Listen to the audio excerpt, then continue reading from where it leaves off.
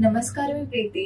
मी मराठी लाईव्हच्या दुपारच्या बातमीपत्रांमध्ये तुम्हा सर्वांचं खूप स्वागत. देशात एनडीए विरुद्ध इंडिया तर महाराष्ट्रात महाविकास आघाडी विरुद्ध महायुती असा सामना आहे. महाराष्ट्रात लोकसभेच्या 48 जागा आहेत. महाविकास आघाडीने बहुतांश जागांवर उमेदवार जाहीर केले आहेत, पण महायुतीकडून अजूनही काही जागांवर उमेदवारांची नावं जाहीर होत नाहीयेत. महायुतीचे नेते आपसात कुठलेही मतभेद नसल्याचं सांगत आहेत. तर दक्षिण मध्य मुंबईतील एका रॅलीत भाजपा आणि शिवसेना शिंदे गटातील मतभेद समोर आले आहेत.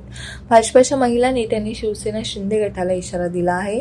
युती धर्म फक्त भाजप पाळणार या गैरसमजात राहू नका असं म्हटलंय. IPL 2024 मध्ये 22 एप्रिलची संध्याकाळ यशस्वी जयस्वालच्या नावावर हा सामना त्याने गाजवला. त्याने शतक ठोकलं. विनिंग रन त्याच्या बॅटमधून निघाला. तो आपल्या टीमला विजयी करूनच डगआउटमध्ये परतला. म्हणून यशस्वी जयस्वालचं कौतुक करावं तेवढं कमी आहे. यशस्वी जयस्वालने 60 चेंडूंचा सामना करताना नाबाद 104 धावा फटकावल्या. IPLच्या इतिहासातील यशस्वी जयस्वालचं हे दुसरं शतक आहे.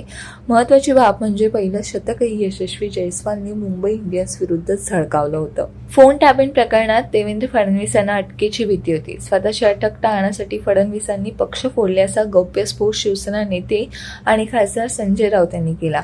आपल्याला अटक होईल या भीतीने फडणवीसांनी एकनाथ शिंदे यांच्यावर दबाव आणला आणि आमदार फोडायला लावले, असा खळबळजनक आरोपही राऊत यांनी केला.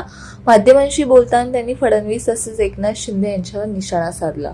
सोलापुरात वंचितच्या उमेदवारांना माघार घेतली आहे. यामुळे भाजपाची डोकेदुखी वाढू शकते तर काँग्रेसला दिलासा मिळू शकतो.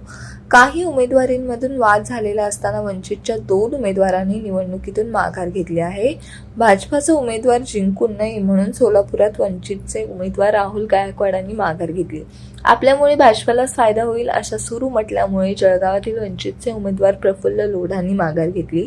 तर अमरावतीत वंचितच्या काही पदाधिकाऱ्यांनी उमेदवार योग्यतेच्या निकषावर काँग्रेसच्या बळवंत वानखेडेंना पाठिंबा दिला.